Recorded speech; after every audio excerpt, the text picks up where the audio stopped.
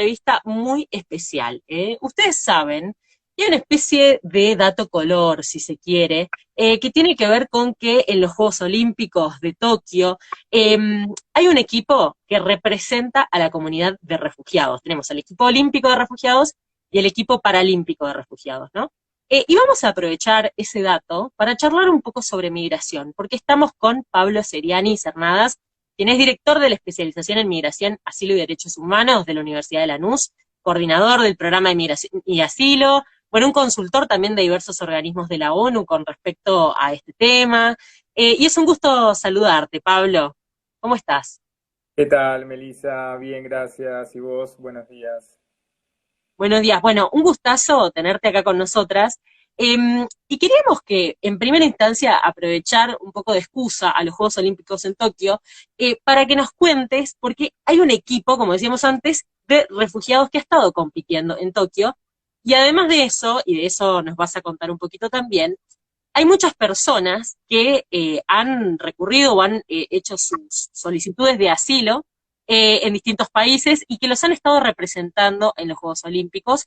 Y esto nos habla de, bueno, de una realidad política del mundo, ¿no? ¿Qué nos podés contar sobre este equipo? ¿Por qué nace? Y de alguna manera recordar que es la segunda vez que un equipo de atletas de refugiados participa en los Juegos Olímpicos, porque ya hubo un equipo, si no me equivoco, en los Juegos de Río en 2016, ¿no? ¿Por qué te parece que existe este equipo hoy en día? ¿Por qué te parece relevante también?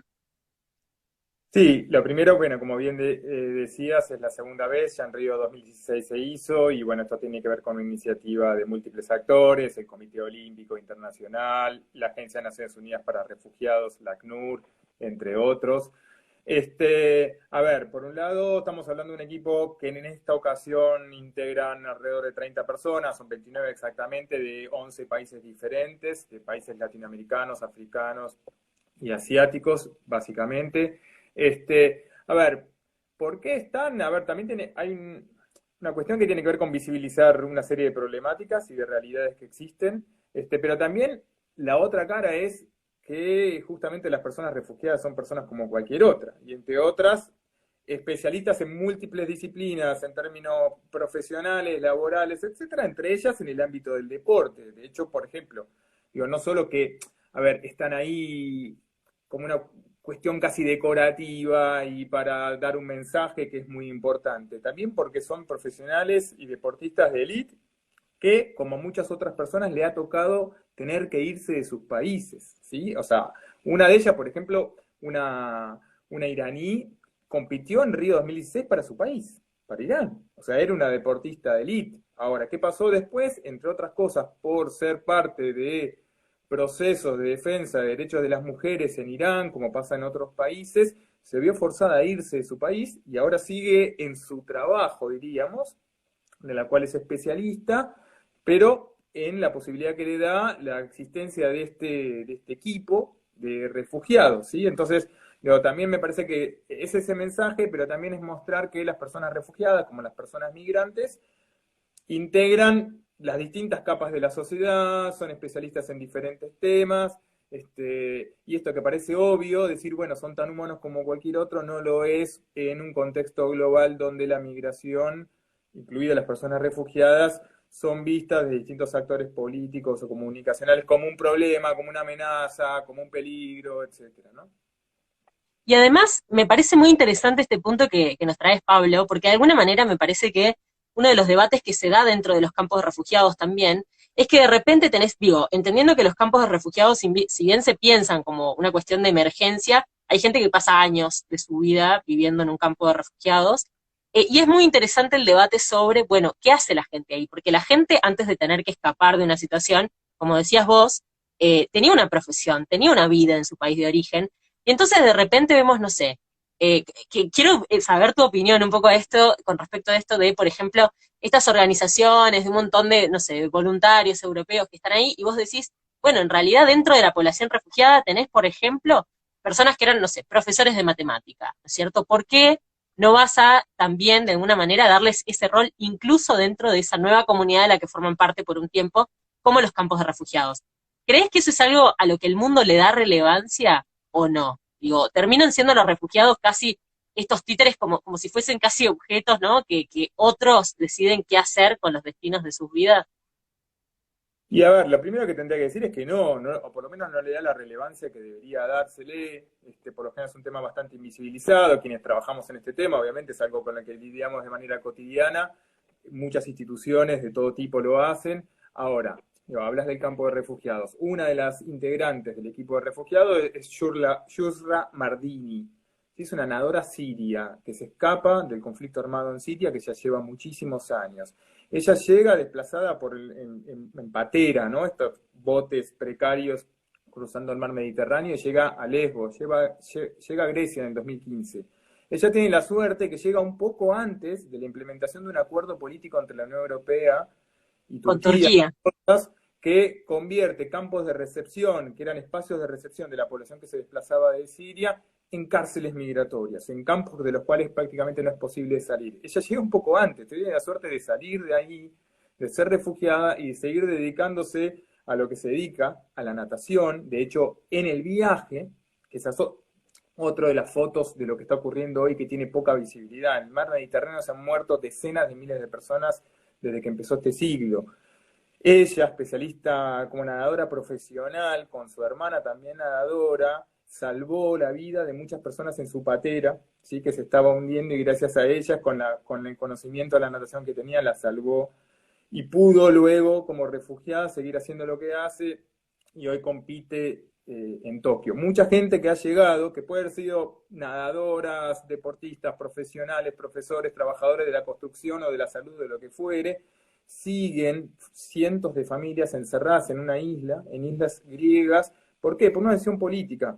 ¿Sí? Bueno, el campo de refugiados es una medida o una recepción humanitaria de refugiados es importante como medida muy temporal.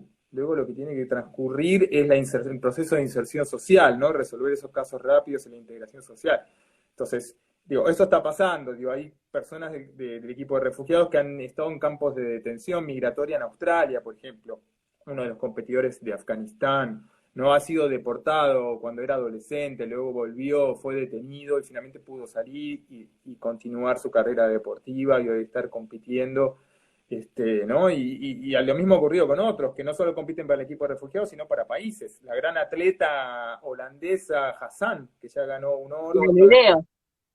ella es refugiada etíope en Holanda, ¿sí? Tuvo la posibilidad de las pocas que logró ser reconocida como refugiada. Hay muchas personas que se ven desplazadas, forzadas a desplazarse y son deportadas, detenidas, ¿no? Y esto hay que darle visibilidad y de alguna manera casos de este tipo ayuda, ojalá, a hacerlo, ¿no?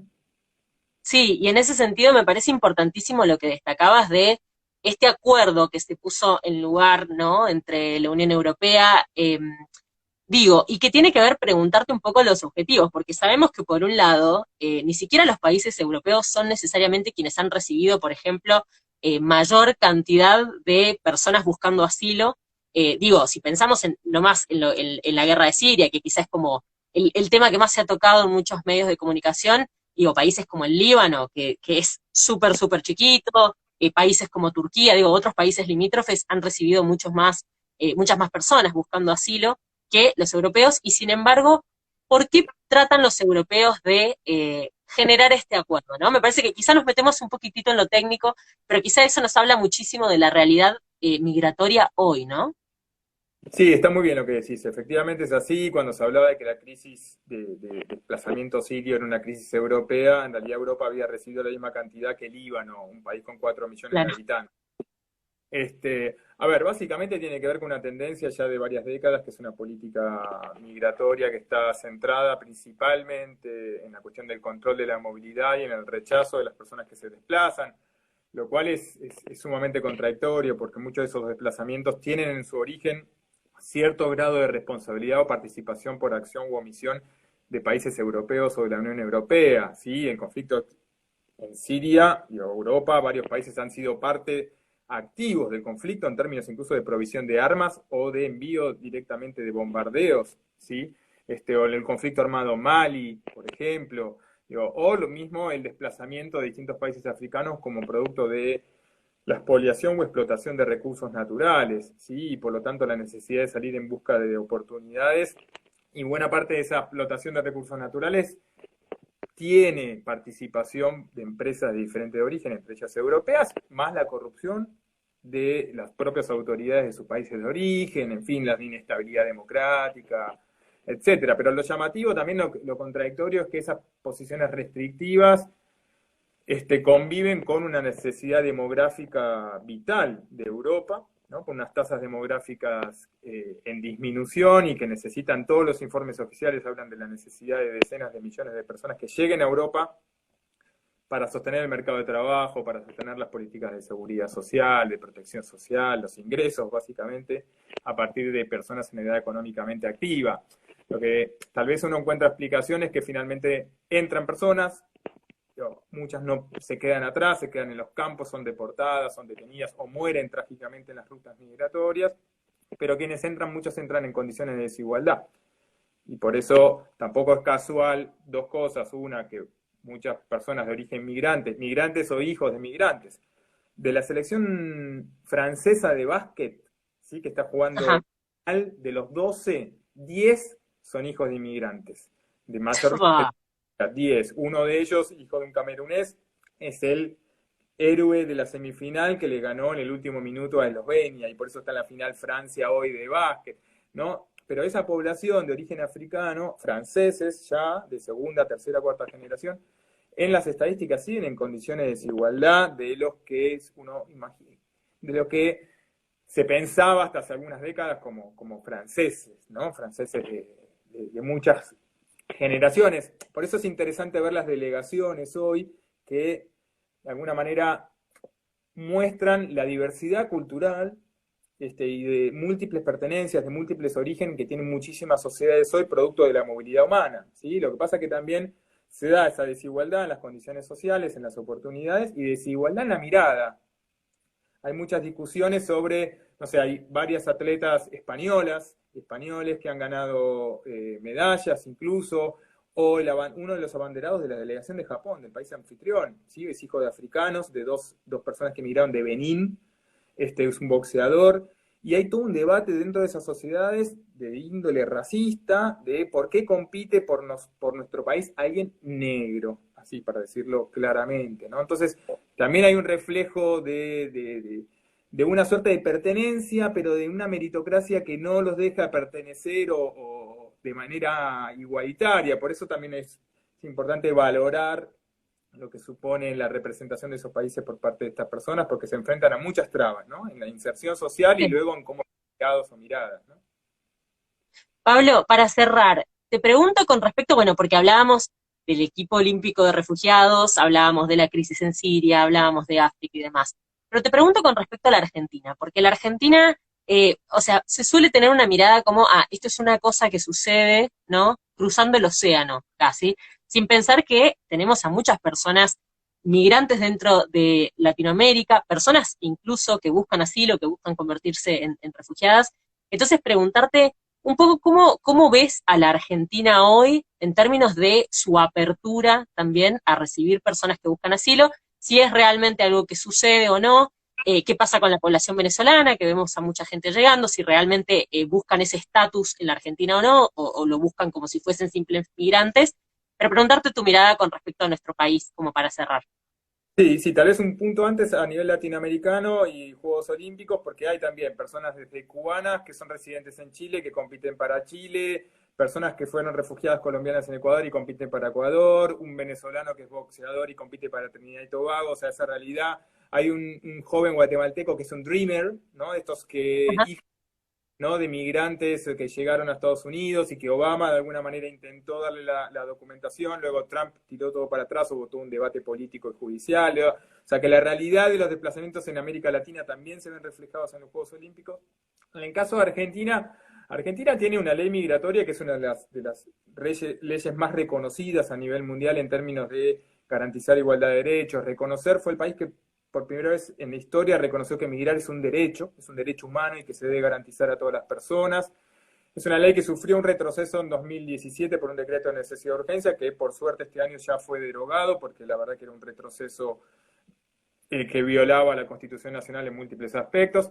Tiene una ley de asilo, de reconocimiento de las personas refugiadas, de las consideradas leyes modelos, como muchos países de la región, Lo que pasa es que, a ver, el reconocimiento de personas refugiadas sigue siendo cuantitativamente bajo, de alguna manera, también porque al tener cierta apertura a la ley migratoria y cierta facilidad, más allá de trabas que todavía existen, muchas personas acceden al permiso de residencia con cierta antelación o cierta facilidad mayor que lo que es el procedimiento del reconocimiento del estatus de refugiado, y por eso, por ejemplo, muchas personas venezolanas que han llegado, número cercano a los 200.000 personas, no sé las últimas estadísticas, pero estaba cerca de ahí, un número bastante menor si lo comparamos con las que llegaron a Chile, a Perú, a Ecuador o a Colombia, ¿sí? Pero la mayoría han tenido ya la residencia temporal por los acuerdos del Mercosur que rigen desde el año 2002, y luego la residencia definitiva o están en trámite hacia ahí. A ver, todavía hay ciertos desafíos que se encuentran sobre todo las personas que no vienen de Sudamérica y que tienen un poco más de trabas o dificultades para acceder al permiso de residencia. Hay otros problemas vinculados con un racismo estructural que sufre sobre todo la población de origen afro, como la población senegalesa, víctima de violencia policial en ciudades como Buenos Aires, como La Plata, como Córdoba. Nada, es una sociedad que todavía tiene muchos problemas de xenofobia, con lo cual si viéramos casos de representación olímpica como los que mencionábamos, posiblemente se den estos debates, porque es una sociedad todavía que le cuesta mucho visibilizarse como una sociedad multicultural. Primero reconociendo sus propios pueblos originarios y luego a los afroargentinos, afrodescendientes que integran y han integrado desde el día uno y antes nuestra sociedad, y luego esa diversidad que se amplía a partir de los procesos migratorios, todavía en términos comunicacionales, educativos y también de las voces políticas, nos debemos reconocer, tenemos una deuda por reconocernos como diversas, ¿no? Como una diversidad que Sí. no somos 45 millones de argentinos, somos 45 millones de personas de múltiples orígenes que conformamos la sociedad argentina y ahí eso hace falta un cambio narrativo para una mayor integración y cohesión social y una igualdad de oportunidades más profunda. Sin duda, sin duda. Bueno, ojalá que también tener estas charlas un poco sea el camino a eso, ¿no? Empezar a reconocer nuestra diversidad. Pablo, te agradecemos muchísimo.